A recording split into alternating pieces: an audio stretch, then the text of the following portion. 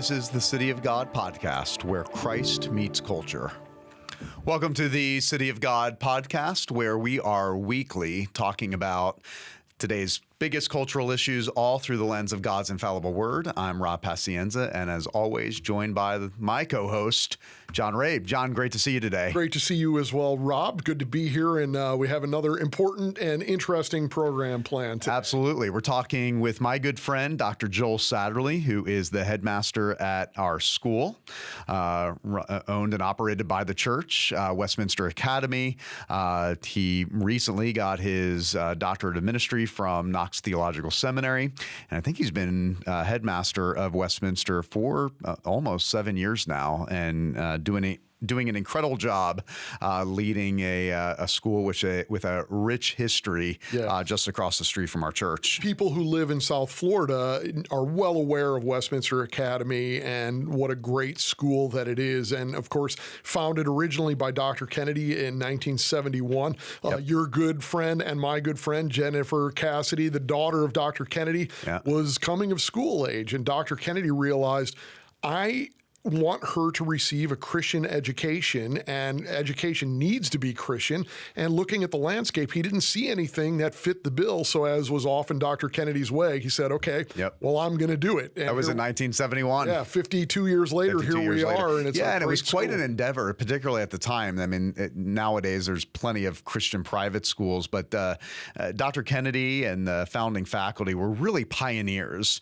They really endeavored to set out and develop an institution that not only excelled in academic excellence, but also Christian spiritual vitality, training and educating the whole child, not just their mind, but their soul, giving them a biblical worldview. And 52 years, as you said, I'm a product of the school. Our founding pastor and founder of this media ministry, D. James Kennedy, his daughter Jennifer Cassidy, graduated from there as well.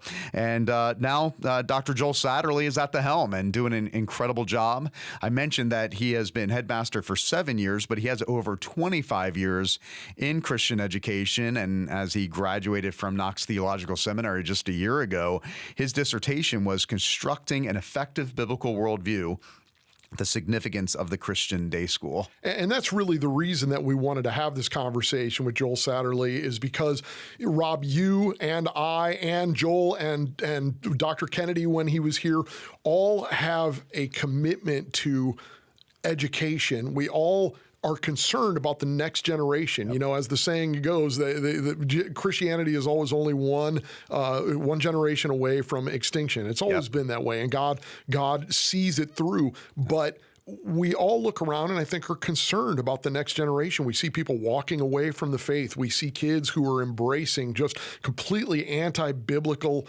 frankly, atheistic ideologies as they drift away from the church. And we're concerned about that and want to figure out, how is it that we grab this next generation and give them the right worldview and fill them with the knowledge that they need and the faith that they need to make it in the world as Christians. Absolutely. So we'll talk a wide variety of topics, from school choice to what's happening in the public school system and what we can do about protecting the next generation. So without further ado, here is our interview with Dr. Joel Satterly.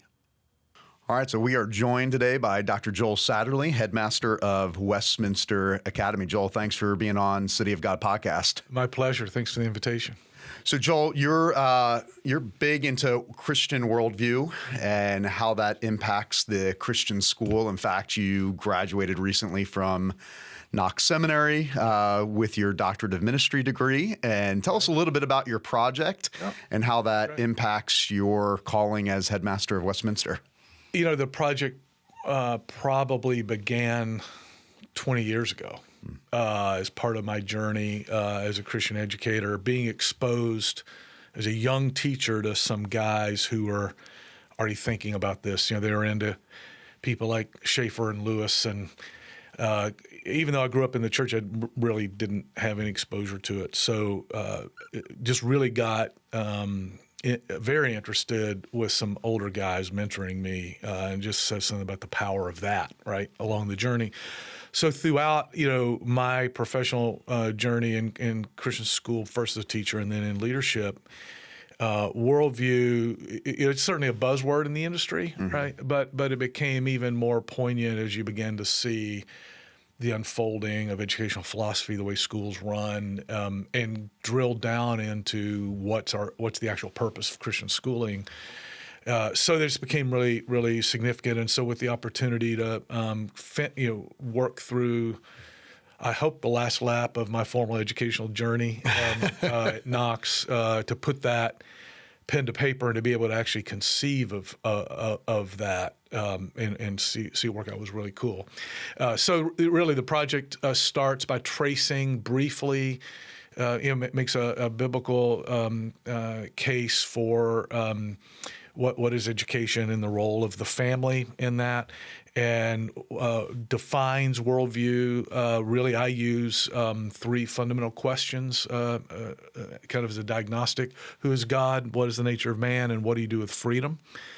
And the last one is a more modern iteration. I hadn't started thinking about it until about 4 or 5 years ago, and would like to thank our friend Oz Guinness for that, as he framed that. And so that I use that to define worldview, and then work through a brief history of Christian schooling in the country, in America, and then really get down to how do you do this in a school. And so at Westminster Academy, we've started with the faculty as who we expect to deliver this, and so we've walked back and started from the beginning with all of our faculty and training them in what is a more than just a standard biblical worldview, what does a reformed, covenantal, gospel-centered worldview look like? Yeah.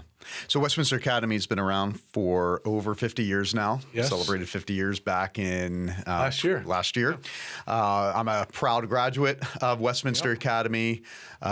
Dr. Kennedy, our founder, founded not only the church and this media ministry, but also Westminster back in the 70s. Explain to me, from your perspective as headmaster, what led Dr. Kennedy to found Westminster Academy, and why was that vision for Christian education so important? I think what Dr. Kennedy realized is what a lot of us understand, and that is a way you perpetuate generationally faith and culture is through the training of children.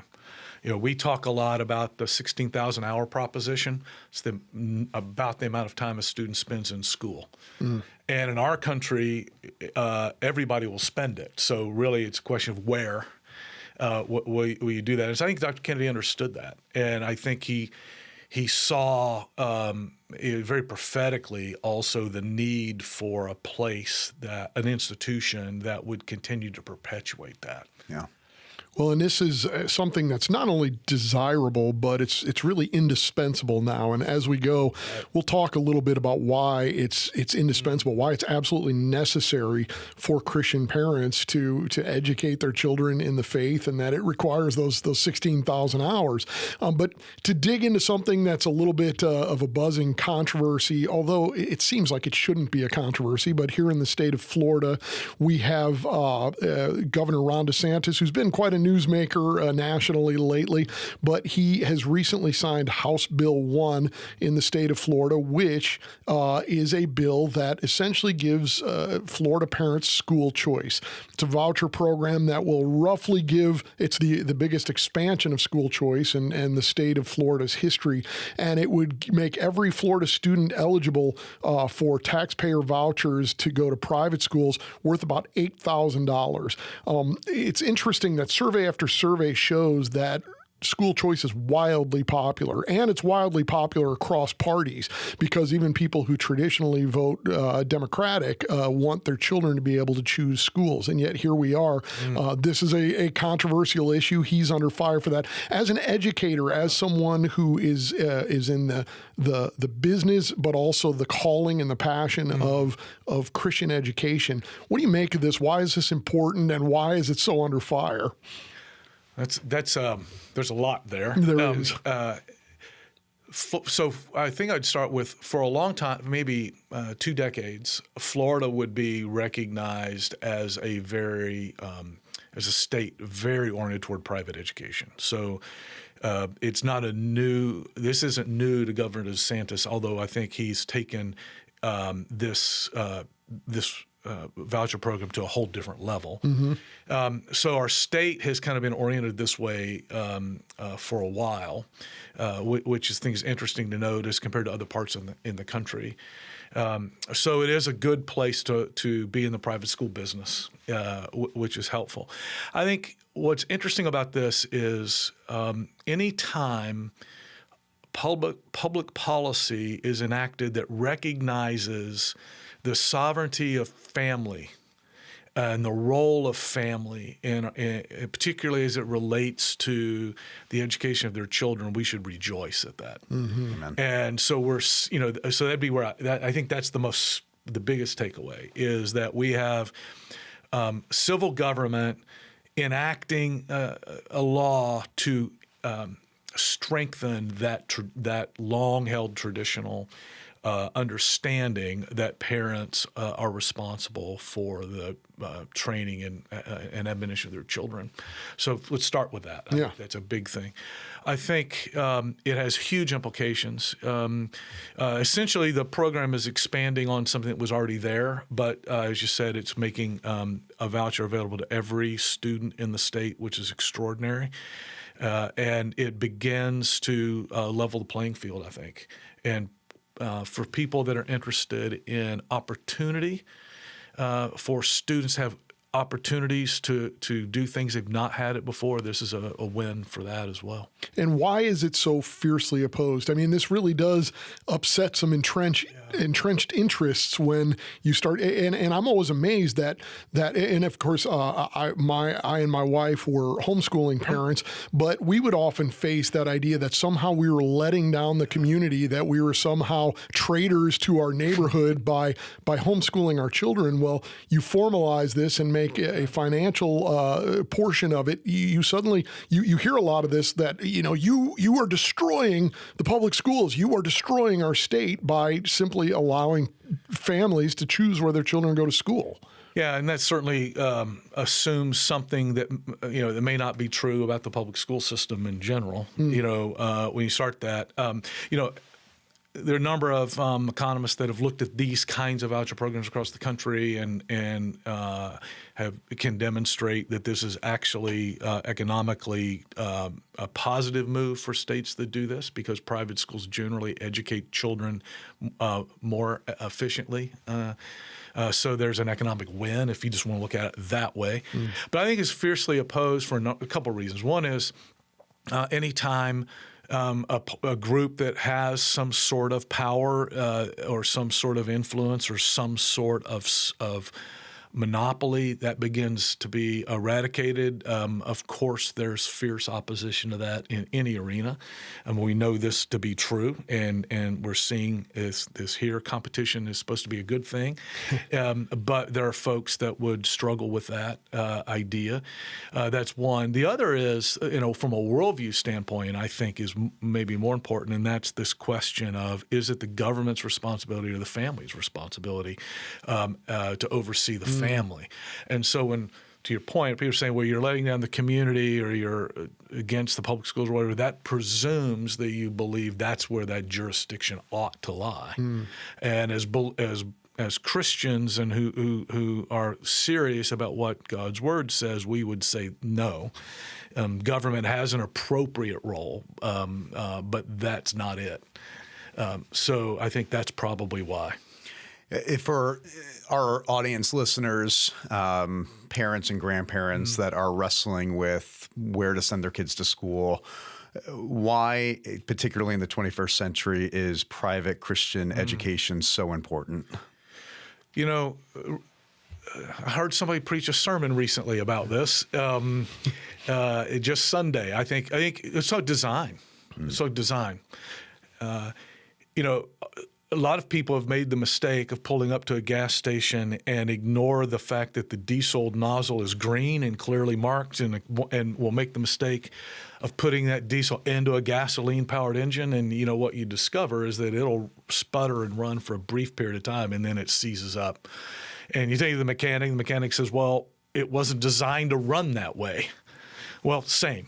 Yeah. God has designed us a particular way, and so Christian day schools are about teaching and nurturing and cultivating students individually and collectively in the manner in which God designed them. And that's a fundamental difference. We're interested in trying to help students maximize their God-given potential while realizing the realities of the fall and their brokenness and their need for a Savior, all of that, but with the design in mind. And I think there are other places where that is just not the case. Yep. Yeah, you're not going to hear about creation in the public school system. Or at least God's design for it. Yeah, right. Exactly. And that's one of those. You mentioned worldview a little bit earlier, and as you said, it's a little bit of a buzzword now. I first discovered it through Charles Colson in the 1990s when I was a young Christian, and realized this was an eye-opening thing for me. And I've discovered that many Christians do not yet have their eyes open to this. I think there's this idea that Christian education means that you have a religious component. So maybe there's a religion class along with it. But the average Christian, in my experience, has this idea that most of the stuff that kids are taught in school is neutral. So it doesn't matter where they get their math. It doesn't matter where they get their science. It doesn't matter where they get their history. It doesn't matter where they get their literature, English literature. But Christians want to add a religion hour onto that. This is far deeper than that. Absolutely. This is much more holistic. I would say, first of all, no society has honestly ever believed that education is neutral. We know this. We look at how the Greeks viewed education, or the Hebrews. Go to Deuteronomy 6, for example, or Psalm 78. These are ancient societies that understood that education is not neutral. I mean, if you want a different way of looking at it, go look at what happened during the Bolshevik Revolution or the rise of Nazism in Germany. I mean, there are no societies that believe education is neutral. They say that they try to. It's one of the lies that gets spun. And if you say a lie, it's been said, if you say a lie often enough and loud enough, it becomes the truth. So let's start with that. Education is inherently not neutral, right? So we need to understand that. I think more significantly, if there is a God who created, and it was created in a manner in which there is inherent design, then everything else follows from that. Yeah. 2 + 2 is 4 because God ordered the universe. Science flourishes in a biblical has flourished under a Western world, in the West, as opposed to some other. The Judeo-Christian influence has provided it's the fuel. Absolutely. That's allowed that, right? So I think the Christian day school starts there and understands that. In Deuteronomy 6, it's interesting. The imagery there is basically at all times, in all places, in all seasons. Talk to your kids about this, right? Mm-hmm. Keep this in front of your kids. There's a lot of imagery there, but basically it means all the time, everywhere, right? So that's a holistic, deep approach to this. It's not segmented, and there's not a sacred and a secular. There's, for the believer, there's only sacred. Yeah. We really owe, this to the Reformation. It was the discovery of the Word of God, the rediscovery of the Word of God for all people, and the call of the laity being able to read it and interpret it for themselves required universal education. And so we owe so much of our Reformed roots to the idea of the Christian day school, and then the neo-Calvinists like Herman Bavinck and Abraham Kuyper and the idea of sphere sovereignty. Right. Huge. Even Luther talking about his high view of Christology and low view of anthropology, right? He was wrestling through what's the right view of what Christ has done, and what's the right view of man, in the face of the Enlightenment, right? Which is the other side of that. Yeah. They're, flipping that equation. Right. I have the opportunity as a pastor of Coral Ridge, and you as the headmaster of Westminster Academy.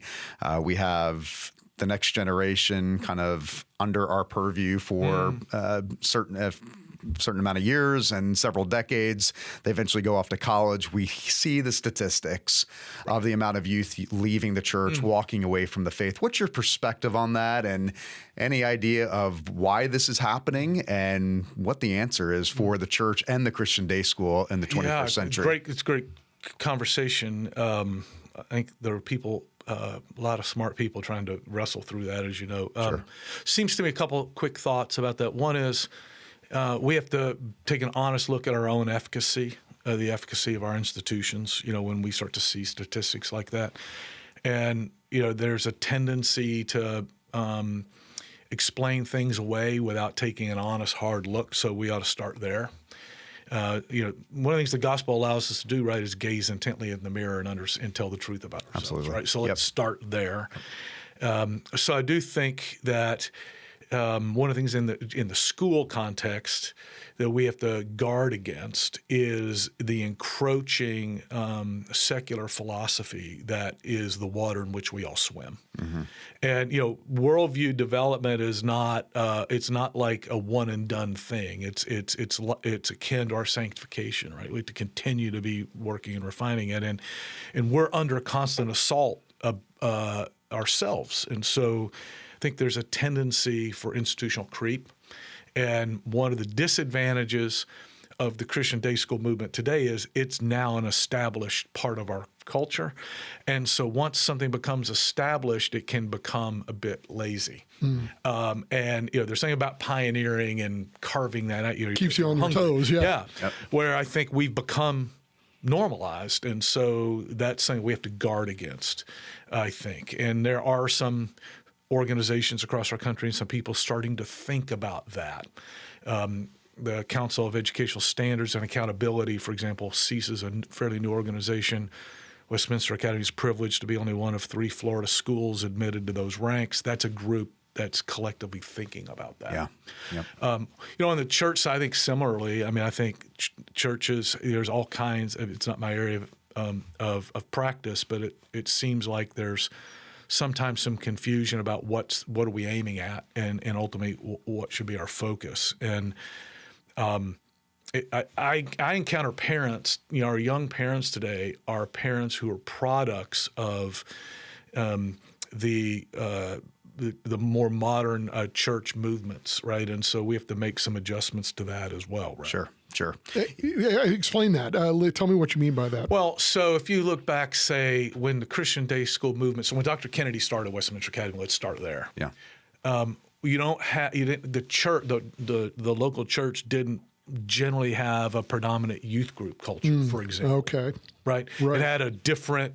It just had a different vibe. It had a kind of a different culture to it. And I'm not saying one's right or wrong. I'm saying it's different, right? So our institutions were birthed into a world that looked one way, and now 4 or 5 decades in, some of those norms and how parents grew up, those norms are different. I'm old enough to remember phones with tails, right? Right. At our shop, if we have a technology issue, I go find a sophomore. Yeah. Right. It's because you got, it's just a different way in which the world is. Yeah. So there's some of those differences, and trying to understand them and wrestle through them. Yeah, it's interesting. According to the Lifeway research that happened over the last 10 years, we're seeing numbers like 65 to 70% of youth raised in the church walking away from the faith sometime during their college experience.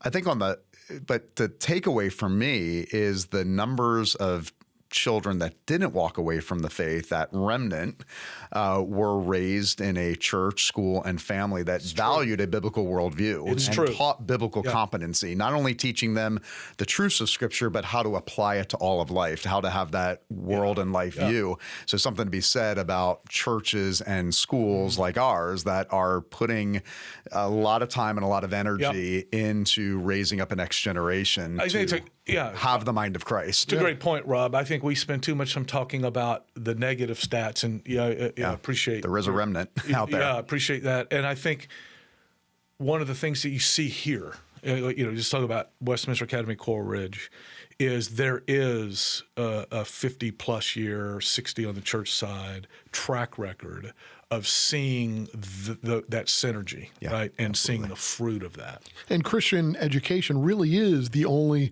bulwark on this stuff. I mean, when you mentioned a moment ago, the water in which we all swim, and I think that's also a good description of what culture really is. And maybe during the pandemic, parents started to wake up to this sort of thing more because they saw what their kids were learning as they were taking Zoom classes. But there seems to be a dawning awakening, thankfully, but that kids are inundated with worldviews. Kids are inundated with culture. And I think that's true in a way that it wasn't true when the three of us grew up. And we're all, within an age range, but on different spots on that age range. But it's far different now. And those worldly influences and those worldly worldviews are just absolutely hammered against them like radiation.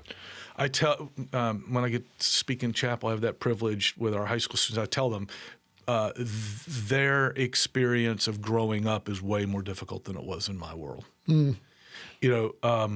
They walk out of their homes sometimes before they get out of bed in the morning, before they get out of their bedroom, and are bombarded with more information than any generation in the history of the world. Through smartphones and also our advertising culture, and you just think about all of the information that has to be processed and they have to sift through. It truly is daunting, and sometimes we talk with some of our rising classes as parents are making choices about high school, for example, or some other parts of the school, and we've just started asking, the other day I asked some parents, how many of you went to your children this morning and asked them what stock to buy, and should you buy or sell, or where should your investments be? And of course the answer is, well, none. Yeah. So then the response is, then why are you talking to them about where do they want to go to school? The investment, you can make more money, right? You can make a bad investment and recover from that. Yeah, but you only have one. But you only have one shot at this. Yeah, that's so important. And I think that goes back to our earlier discussion about parental rights.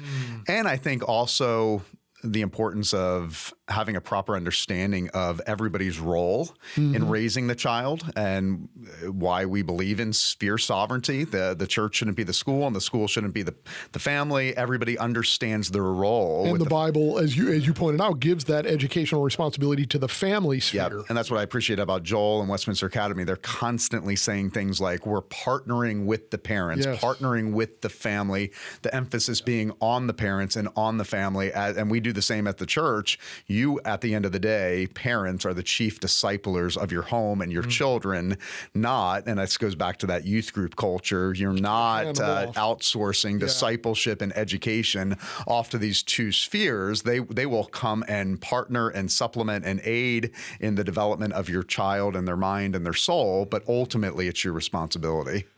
And you see the sweet spot in a place like this, right? So you see where family, school, and church merge.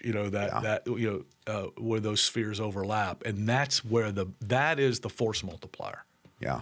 Right. Not to say it can't happen just in a family or just in a church or just in a school. You put those together. Those are the institutions that God has seemingly raised up for these things, and so you see that. You see the power of those coming together and the complementary aspects of that. How do we keep them safe? We now live in an era, unfortunately, where school shootings seem to happen every few weeks. We're just coming off, a month or two ago, the tragic shooting at Covenant School in Nashville. And it appears, again, it's sort of strange that we still don't have this manifesto that this shooter wrote. But a former student of the school, a trans student, it appears that there was some sort of particular animus towards that school that she was acting out. In this atmosphere in which we live, how do you protect the kids who are in your care these days? What happened in Nashville was tragic and hit home to a lot of us. Still, there's a bit of a buzz about that, as you raise that. I think first thing I would say is as we engage in this cultural war, we ought not be surprised that we see these kinds of demonstrations of evil. In fact, we know that we're going to see this from time to time. We should lament it and weep over it, but surprise is probably not a suitable response. And so we have to know that. We have to understand that because we're saying things like education isn't neutral, that makes us, puts us in a different light. And when you begin to, we're after, Christian day schools are after a particular aim, right? And so you create some of that animus. There's no avoiding that. So I think you have to be, because of all that, and you realize that, you have to be vigilant, so you have to train the staffing. One of the things that's come out of the Nashville shooting, I think that's remarkable and commendable, is the performance of the staff. Yes. The foresight of the school leadership and the way in which they follow their protocol. I think you also saw, so that's important. I think you also saw that a school had cultivated a relationship with local law enforcement, and the manner in which those brave and heroic officers responded. So those are two things, and we do those things as well. We have a very strong relationship with Fort Lauderdale Police and enjoy that and cultivate that. I think you have to train, you have to be vigilant, and then the other thing you have to do is, unfortunately, is allocate a big part of your budget for it. And one of the things that's different is now, when we're having budget discussions, Westminster Academy, we're in that right now, actually, for next year's budget. And it's not just which math textbooks and, what teachers we're going to hire and how much can we contribute toward people's retirement. It's what is it going to cost us to have a police car on our campus every day? How many armed security guards do we need on campus? So, security has become a line item. Yeah.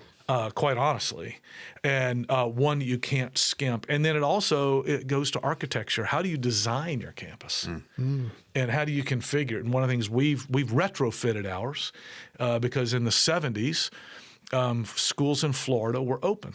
Yeah, you walk in around, anybody could come in. Because people didn't do these things. And we live in Florida, it's really hot, and you want to enjoy, all of that. Well, we've had to retrofit that. And so when you think about future construction, future campus design, single point of entry, barrier walls, internal controls now are like a bigger part of the issue than what's the decor. Yeah. Joel, last question, going back to the shooting in Tennessee, the church and school, part of our denomination, the Presbyterian Church in America. So, when you say it hit close to home, certainly, just the denominational ties and similar format and structure, church and school. If every moment is a worldview shaping moment, what was your message, theologically speaking, to faculty and the student body in light of that shooting? We came together immediately, and the first thing you do is fall on your knees and cry out to God for mercy. And, Scripture says we grieve with those who grieve, and so that was the first thing that we did. Yeah. Then the natural tendency is, how do you help? So you look for places to do that, and our church did that, and some of our other organizations. So we were able to come alongside and partner. But then, when we take a breath, and we talked about things like, there really is evil in the world. Let's not pretend that there's not.